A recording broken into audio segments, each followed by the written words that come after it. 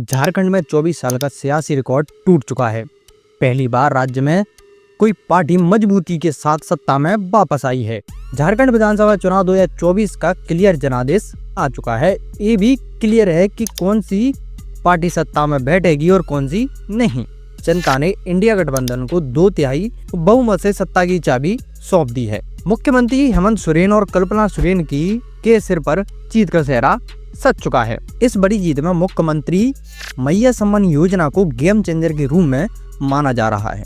इसके अलावा भी कई ऐसे फैक्टर हैं जिन्होंने झारखंड की बाजी पलट कर रख दी है।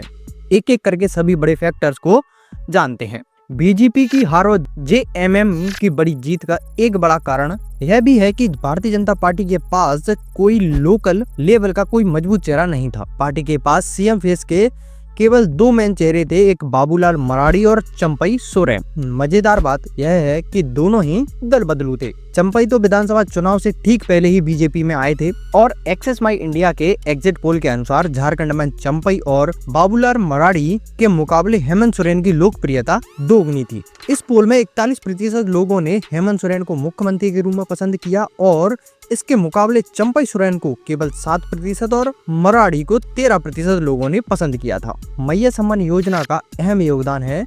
एसटी सीटों पर मजबूत पकड़ रखने वाले जेएमएम ने महिला वोटर्स पर बहुत अधिक जोर दिया और महिलाओं को अपने पक्ष में करने का हर संभव प्रयास भी किया। चुनावी नतीजे बता रहे हैं कि बड़ी संख्या में राज्य की महिलाओं ने इंडिया गठबंधन को आशीर्वाद दिया है। विशेषज्ञ मान रहे हैं कि इंडिया गठबंधन को मिली इस दमदार जीत में मैया सम्मान योजना की अहम भूमिका रही है। आपको बता दें कि चुनाव से पहले मुख्यमंत्री ने मैया सम्मान योजना की राशि 1000 से बढ़ाकर दिसंबर से 2500 करने का वादा भी किया था और इस योजना के तहत राज्य की 18 से 50 वर्ष की 57 लाख महिलाओं को चौथी किस्त दी जा चुकी है। पुरुषों की तुलना में राज्य में 81 से 68 सीटों पर पुरुषों के मुकाबले 5.5 लाख से अधिक महिलाओं ने मतदान किया है, जो हेमंत सोरेन के फेवर में रहा है।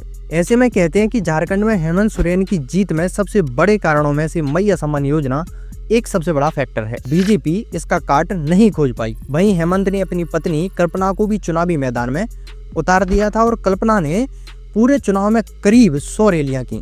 इन रैलियों में महिलाओं की भारी भीड़ नजर आई। महिलाओं ने इस बार चुनाव में 4% ज्यादा मतदान भी किया। कहा जा रहा है कि इसका सीधा फायदा हेमंत सोरेन को हुआ है। इसके अलावा कई बड़े फैक्टर हैं जिनका जेएमएम ने बहुत अच्छे से फायदा उठाया है। झारखंड चुनाव के ऐलान से पहले की बात है, कथित तौर पर जमीन घोटाला मामले में प्रदेश के आदिवासी मुख्यमंत्री को गिरफ्तार कर जेल भेज दिया गया था और हेमंत सोरेन को जेल में भेजने वाली घटना को प्रदेश के आदिवासियों ने अपने सम्मान के साथ जोड़ा और विधानसभा चुनाव में जेएमएम के लिए जमकर वोट भी किया।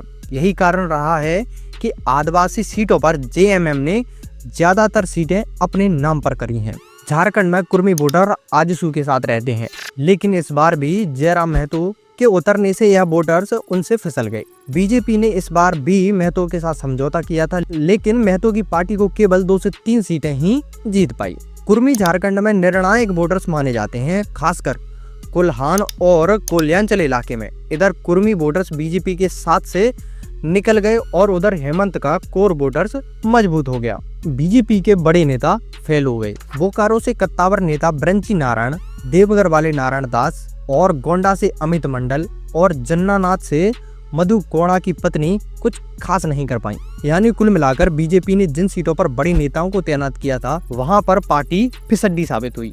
बड़े नेताओं का सीट न जीत पाना भी बीजेपी के लिए एक सेटबैक रहा है। इसी प्रकार सावित्री फुले किशोरी समृद्धि योजना, पलाश ब्रांड, फूलो जानो आशीर्वाद योजना, बैंक क्रेडिट लिंकेज, हरा राशन कार्ड, सोना सोवर धोती साड़ी योजना महिलाओं के काम आई और गेम चेंजर साबित हुई। हेमंत सोरेन की इस धमाकेदार जीत के बारे में आप क्या कहना चाहते हैं, हमें कमेंट बॉक्स में जरूर बताइए। ऐसी ही पॉलिटिकल एक्टिविटी को जानने के लिए आप